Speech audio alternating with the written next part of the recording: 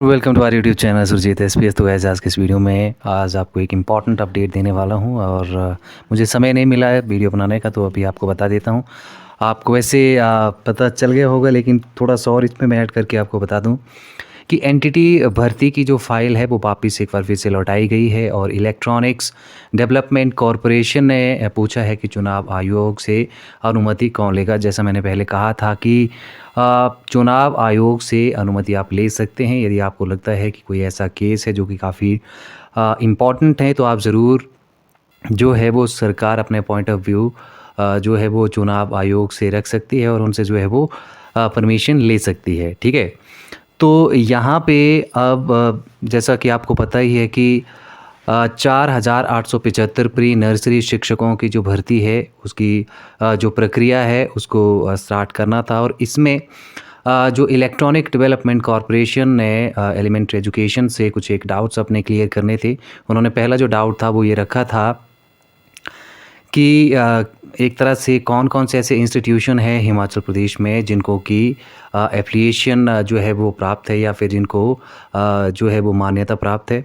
तो इसका भी जो रिप्लाई है वो एलिमेंट्री एजुकेशन की तरफ से जो है वो दे दिया गया है। और दूसरा ये था कि जो बोनाफाइड हिमाचल है क्या उनको ही भर्ती में कंसीडर किया जाएगा, तो इसके बारे में भी जो है वो रिप्लाई यहाँ पे जो है वो दे दिया गया है।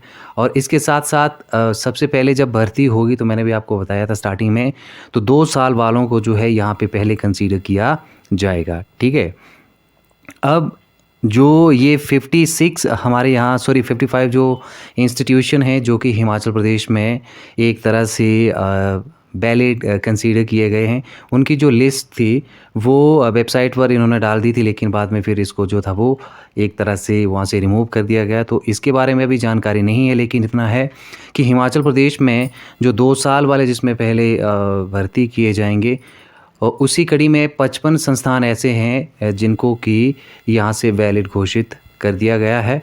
ठीक है, और इसके अलावा यदि हम बात करें तो जो न्यू इन्फॉर्मेशन वो है ये है कि सबसे पहले 2 साल वाले जो हमारे कैंडिडेट्स होंगे एनटीटी वाले, उनको ही इसमें जो है वो कंसीडर किया जाएगा।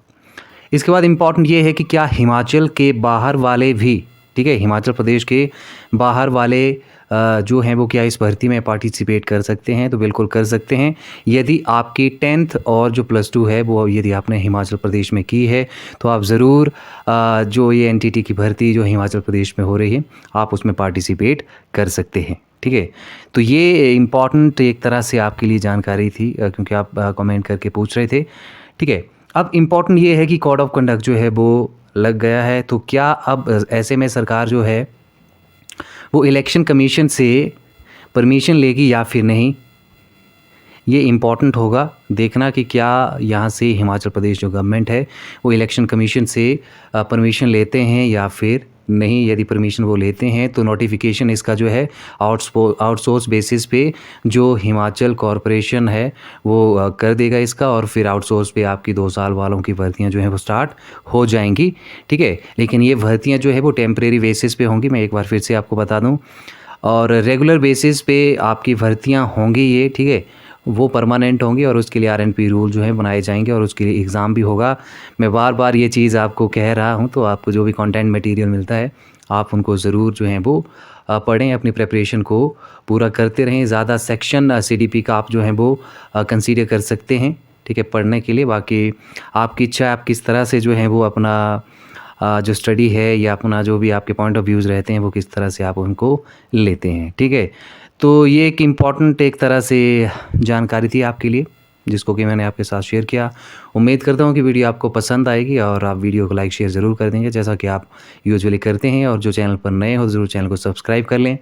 और हमारा एनटीटी रिक्रूटमेंट 22-23 करके एक व्हाट्सएप ग्रुप भी बना है, उसका भी आप जो है वो लिंक प्रेस करके उनके साथ भी आप जुड़ सकते हैं। Thank you very much, thanks for watching.